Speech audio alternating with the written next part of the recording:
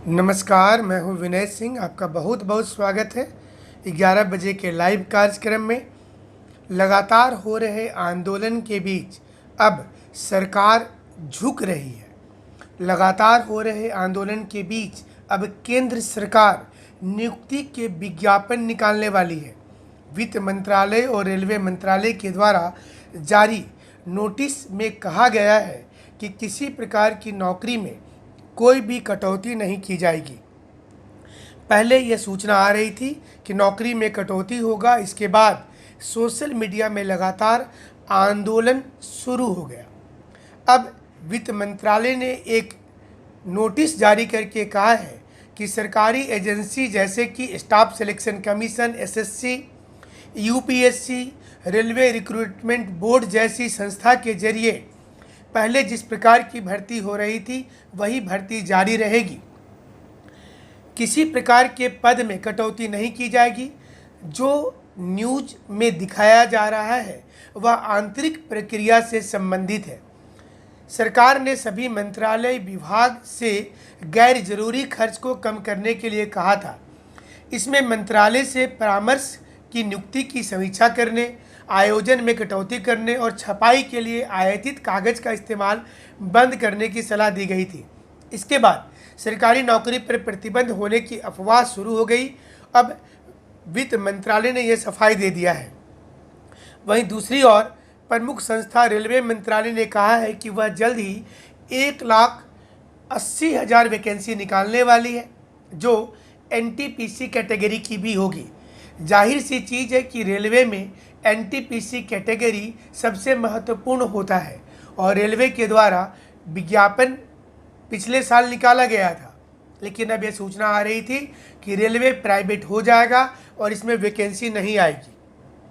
इसके बाद पूरे भारत में आंदोलन शुरू हो गया और स्टूडेंट की नाराज़गी सोशल मीडिया में चलने लगी।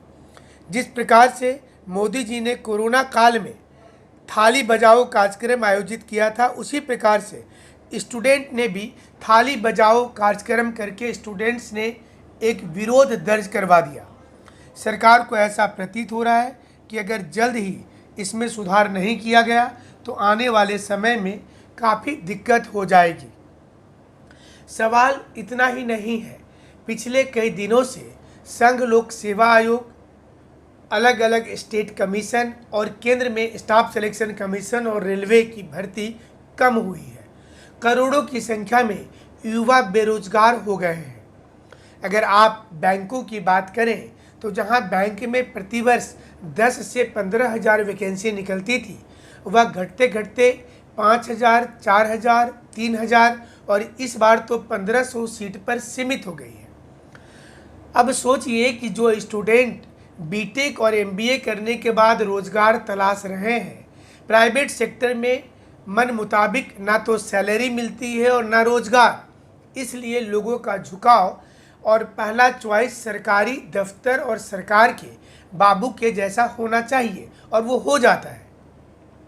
ऐसे में युवा इसलिए नाराज है कि उनकी देखने वाला कोई नहीं है। सरकार बनने के बाद वैकेंसी घटती हुई चली गई और उनकी डिग्री बेकार होती हुई चली गई। यही कारण है कि सरकारी महकमे में सुधार की गुंजाइश हो रही है। सवाल यहाँ पर एक और उठता है कि क्या सरकार के दफ्तर को बदलने की ज़रूरत है? क्या प्राइवेट सेक्टर के साथ कंपटीशन में वे पिछड़ जा रहे हैं? चाहे वो सरकारी बैंक हो, सरकारी स्कूल हो, सरकार का पोस्ट ऑफिस हो या सरकार का कोई दूसरा विभाग हो, इसका क्या कारण है कि वह घाटा में चलता है? क्या सरकार में ज्वाइन करने के बाद अधिकांश कर्मचारी बदल जाते हैं?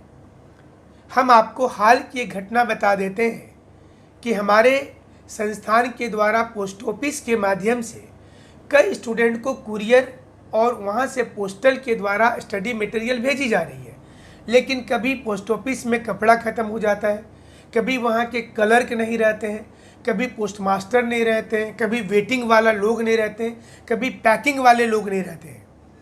तो हमने स्टूडेंट्स को देखा कि स्टूडेंट्स खुद झल्ला कर कह रहे हैं कि बहुत अच्छा है कि सब कुछ प्राइवेट कर दिया जाए।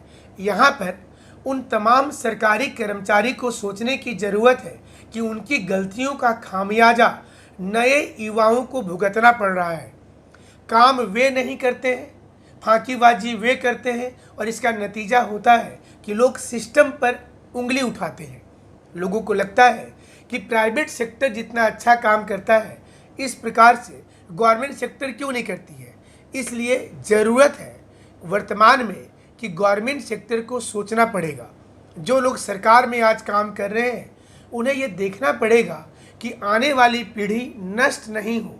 ये जो युवा संसाधन है, इनकी नौकरी पर कोई प्रश्न चिन्ह न लगे। इसलिए समय रहते सभी सरकारी बाबुओं से आग्रह होगा कि वे सुधर जाएं, काम करें, लोगों को रेस्पॉन्स दें। ये समझें कि आज नौकरी की जो दिक्कत हो रही है, ये पुराने उन सरकारी बाबुओं के चलते हो रही है जिन्होंने सरकारी नौकरी पाने के बाद आराम की ज़िंदगी जी है और जनता को तंग किया है। अब आपको झारखंड की एक खबर बताते हैं। इन दिनों सोशल मीडिया में एक खबर जोर शोर से चल रही है। खबर ये है कि वर्तमान के मुख्यमंत्री ने एक कार्यक्रम में ये कहा, और ये कार्यक्रम शहीद निर्मल महतो के 32वां शहादत दिवस था, जिसमें उन्होंने कहा था कि अगर उनकी सरकार बनती है तो 1 साल में 5 लाख लोगों को नौकरी देंगे, नहीं तो राजनीति से संन्यास ले लेंगे। जाहिर सी चीज़ है कि इसके बाद राजनीतिक गलियारों में और स्टूडेंट्स के बीच ये खबर काफ़ी चर्चा में आ गई है। न्यूज़पेपर की पुरानी यह कॉपी इन दिनों सुर्खियां बटोर रही है और लोग इसमें ये देखना चाहते हैं कि सरकार सिर्फ ऐसे ही बोले थी या फिर वास्तव में वो कुछ करने वाले हैं। उस समय वर्तमान मुख्यमंत्री हेमंत सोरेन जी ने यह भी कहा था कि झारखंड की प्राइवेट नौकरी में भी 75% आरक्षण यहाँ के लोगों को देना ही पड़ेगा, ये तय करेंगे। लेकिन ऐसा होता हुआ नहीं दिख रहा है। बड़ी रैली हुई थी और यह रैली जमशेदपुर की थी। जमशेदपुर में झारखंड मुक्ति मोर्चा के बड़े बड़े नेता आए थे और यही कारण है कि हेमंत सोरेन जी को याद दिलाने के लिए कई लोगों ने अखबार की क्लिपिंग सोशल मीडिया में डाली है और ये लिखा है कि नए सरकार में अब कुछ महीने बचे हैं 1 साल होने में, तो क्या आने वाले 2-3 महीने में 5 लाख नौकरी मिल जाएगी? क्या 5 लाख के जगह में 1 लाख नौकरी भी मिल जाएगी? और नहीं मिलेगी तो क्या मुख्यमंत्री जो वर्तमान में सुप्रीमो है, क्या वो त्यागपत्र दे देंगे, राजनीति से संन्यास ले लेंगे? या फिर ये राजनीति है, इसमें ऐसे ही वादे चलते हैं, ऐसे ही वादे से जनता खुश होती है, ऐसे वादों को जनता सुनना चाहती है। बहरहाल सच कुछ भी हो, लेकिन झारखंड के स्टूडेंट का रोना इस समय में कोई देखने वाला नहीं है। झारखंड के स्टूडेंट जेटेट की प्रतियां जला रहे हैं। 2016 उत्तीर्ण जेटेट पास स्टूडेंट अपने सर्टिफिकेट को रांची में जलाते हुए नजर आ रहे हैं, थाली पीटते हुए नजर आ रहे हैं, लेकिन इनकी सुनने वाला कोई नहीं है। सरकार की ओर से कोई बातचीत करने को भी तैयार नहीं है, क्योंकि इनके सर्टिफिकेट की मान्यता 5 वर्ष की होती है। 4 वर्ष समाप्त हो गया है, अब 1 वर्ष में आखिर क्या हो जाएगा? ऊपर से जो लोग बीएड करके बैठे हैं, उनका मानना है कि एक परीक्षा और होनी चाहिए और इसके बाद बहाली प्रक्रिया होनी चाहिए। सवाल ये सामने आ रहा है कि 2019 तक के सभी रिक्त पद पर क्या नियुक्ति कर देना चाहिए? क्या वर्ष 2012 के नियमावली के आधार पर ही प्राथमिक और मध्य विद्यालय में नियुक्ति प्रक्रिया शुरू हो जाएगी? और अगर नहीं हुआ तो आंदोलन ऐसे चलता जाएगा, तो फिर आंदोलन को देखेगा कौन? इसके लिए सरकार के स्तर से बातचीत कौन करेगा?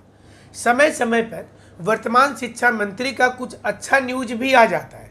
मसलन टीचर की बहाली जल्द करेंगे, टीचर को योग्यता के अनुसार नौकरी देंगे, पारा शिक्षकों को किसी कीमत पर हटाया नहीं जाएगा, शिक्षा सचिव नियमावली में संशोधन की प्रक्रिया शुरू करेंगे, स्थानांतरण में वरीयता दिया जाएगा।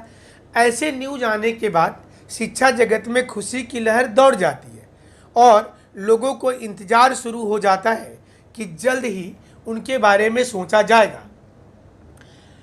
कई लोगों का ट्वीट हम तक आता है जिसमें 2016 जेटेट पास वाले विद्यार्थियों की नियुक्ति संज्ञान में लेने के लिए झारखंड के आंतरिक विकास को लाने के लिए इन दिनों ट्विटर पर स्टूडेंट्स ट्वीट कर रहे हैं और उसके माध्यम से ये बताने की कोशिश कर रहे हैं कि वो सरकार से कितना नाराज है। यानी कि सिर्फ केंद्र सरकार में नौकरी घट रही है ऐसी बात नहीं है, नौकरी की दिक्कत केंद्र के साथ राज्य में भी चल रही है, चाहे वो झारखंड हो, उत्तर प्रदेश या बिहार हो। हालांकि नौकरी के मामले में बिहार और उत्तर प्रदेश झारखंड से मीलों आगे निकल चुका है। झारखंड में भी सीट काफ़ी खाली है। ज़रूरत है सरकार की इच्छा शक्ति की। सरकार को एक बार सोचना पड़ेगा कि तकरीबन जो 2 लाख पद खाली हैं, इस 2 लाख पद में से अगर आधे पद भरने की भी शुरुआत हो जाती है तो स्टूडेंट्स के लिए ये काफ़ी अच्छा होगा। ऊपर से सोनी कुमारी के केस में इंतज़ार करते करते अब स्टूडेंट थक गए हैं। स्टूडेंट्स इसलिए अब पूछना भी छोड़ दिए हैं कि इसका क्या होगा। लेकिन उम्मीद ये की जा रही है कि इसी महीने सोनी कुमारी पर निश्चित रूप से महत्वपूर्ण निर्णय आएगा और इस निर्णय में सरकार जो है वो बताएगी कि उन्हें क्या करना है। एक सवाल यहाँ पर और सामने आ रहा है कि पंचायत सचिव के अभ्यर्थी के साथ क्या सीजीएल 2019 वाली परीक्षा 2020 में हो पाएगी। इसके लिए सरकार की ओर से पिछले 6 महीने में कोई भी स्टेटमेंट जारी नहीं हुआ है।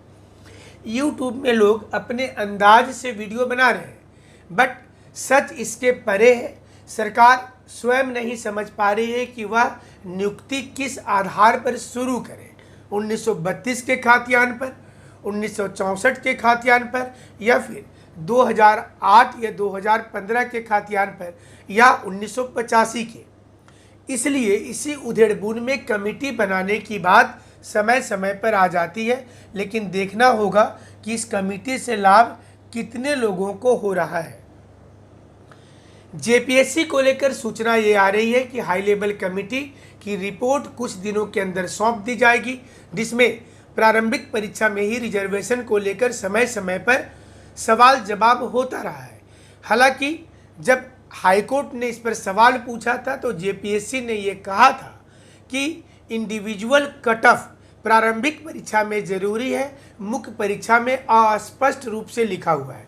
इसे लेकर सोशल मीडिया में छठी जेपीएससी के रिजल्ट आने के बाद ढेर सारी चीज़ें आई थी।